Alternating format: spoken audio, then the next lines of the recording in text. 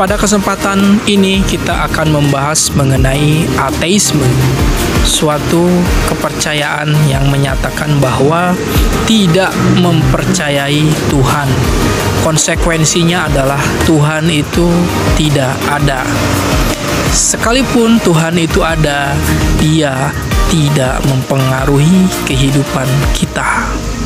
Ateisme modern sangat mencolok saat Sigmund Freud menyatakan bahwa agama, kepercayaan kepada Tuhan berasal dari suatu psikologi kelemahan.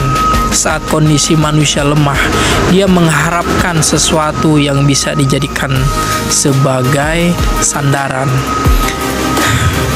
Selanjutnya adalah Feuerbach atau Ludwig Feuerbach yang menyatakan bahwa Tuhan itu sebagai proyeksi pemikiran. Karena ketika kita memikirkannya, ketika kita mempercayainya, maka kita merasakan keberadaannya. Tapi sebaliknya, ketika kita meniadakan, tidak memikirkannya, maka Tuhan itu tidak ada. Manusia dengan agama hanya bisa mengalienasi diri dari kebaikan. Segala sesuatu yang baik ada pada Tuhan, dan dalam diri manusia tidak ada kebaikan, maka ini disebut dengan alienasi diri. Sekali lagi, Feuerbach menyatakan bahwa Tuhan itu atau perasaan, kepercayaan religius itu adalah berdasarkan proyeksi pemikiran. Kemudian Marx atau Karl Marx yang menghadirkan ajaran Marxisme menyatakan bahwa agama adalah candu masyarakat. Ketika manusia dilanda kesengsaraan hidup, kesusahan hidup, dia membuat semacam imajinasi. Ada orang, ada sosok yang akan menyelamatkannya. Dia itu adalah sosok yang bersebut dengan Tuhan. Tapi bagi Marx itu adalah hayalan orang-orang lemah, orang-orang yang tidak bisa memperjuangkan hidupnya. Seharusnya mereka harus bisa memperjuangkan nasibnya, kebebasannya, perbaikan hidupnya, daripada hanya mengharapkan tentang datangnya Tuhan, pertolongan Tuhan atau Ratu Adil. Selanjutnya, Nietzsche lebih memperparah pemahaman mengenai Tuhan.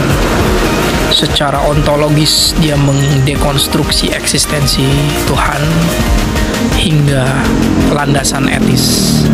Baginya, Tuhan sudah mati karena dibunuh oleh manusia modern yang sudah kuat rasionalitasnya, saintifiknya, teknologinya.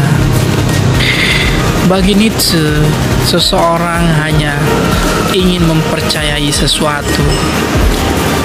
Ketika seseorang mempercayai sesuatu, dia menyandarkan kepercayaannya. Begitu juga ketika dia menghapus kepercayaan kepada sesuatu, sesungguhnya dia telah mempercayai yang lain. Jadi manusia yang mempercayai adanya eksistensi selain dirinya, dia adalah manusia yang lemah, yang tidak punya kehendak, yang tidak berani hidup, tidak berani amor pati menghadapi kesulitan, kesengsaraan hidup. Bagi Nietzsche, manusia itu harus will to power, harus menyandarkan segala sesuatu kepada kehendaknya, bukan kepada kepercayaan. Selanjutnya, Albert Camus menyatakan bahwa hidup ini adalah absurd. Ketidakjelasan tujuan, ketidakjelasan keterlemparan manusia ke dunia. Hanya doktrin-doktrin yang membuat dogma di dalam kepala kita. Itu semua membatasi eksistensi. Sekiranya Tuhan itu ada, sekiranya Tuhan itu memberikan bantuan atau tidak memberikan bantuan, hidup kita harus dijalani. ada atau tidak adanya Tuhan, manusia harus bisa menjalani kehidupannya. Albert Camus merasakan dalam landasan etisnya, seharusnya ketika ada penderitaan di dunia, Tuhan bisa memberikan Rahman Rahimnya, memberikan rahmat dan keselamatannya. Tapi Tuhan tidak selalu hadir. Maka sebenarnya seperti legenda Prometheus, manusialah yang harus menjalani kehidupannya tanpa memikirkan apakah ia ditolong Tuhan atau tidak, karena manusia harus memperluas eksistensinya. Tentu saja yang lebih menggetarkan adalah Sartre, Jean-Paul Sartre. Dia menyatakan bahwa Tuhan itu membatasi eksistensi. Ketika manusia ingin eksistensinya hadir, maka dia harus menegasi keberadaan Tuhan, karena hanya ada eksistensinya, eksistensi manusia. Keberadaan pemahaman mengenai ateisme ini di dalam dunia saintifik dipelopori oleh Darwin, Charles Darwin. Ya, manusia itu berasal dari suatu yang bersifat material. Dia suatu organisme yang hadir, berevolusi karena adanya alam. Jadi sangkut paut mengenai Tuhan itu tidak terlalu hadir dalam pemikiran Charles Darwin. Semua pemikiran mengenai ateisme ini menggugat secara epistemologis, ontologis, dan etis. Semua orang bisa memikirkan argumentasi dari para pemikir ateisme itu.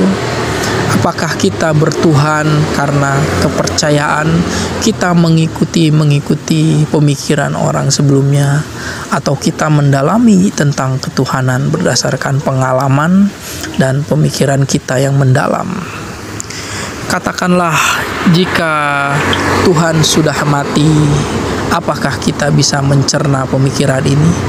Katakanlah jika Tuhan itu membatasi eksistensi diri kita, apakah kita menerimanya? Dengan landasan yang penuh kesadaran diri, marilah kita memikirkan relasi kita dengan Tuhan. Apakah adanya atau tidak adanya Tuhan membuat kita merasa tidak jelas dalam hidup ini? Seandainya kita bisa memilih, kalau kita memilih hidup dengan kepercayaan lebih bahagia, maka seperti apa kita memikirkannya? Dan jika kita memikirkan bahwa kita lebih bahagia tanpa adanya Tuhan, bagaimana kita memikirkannya? Baik, terima kasih.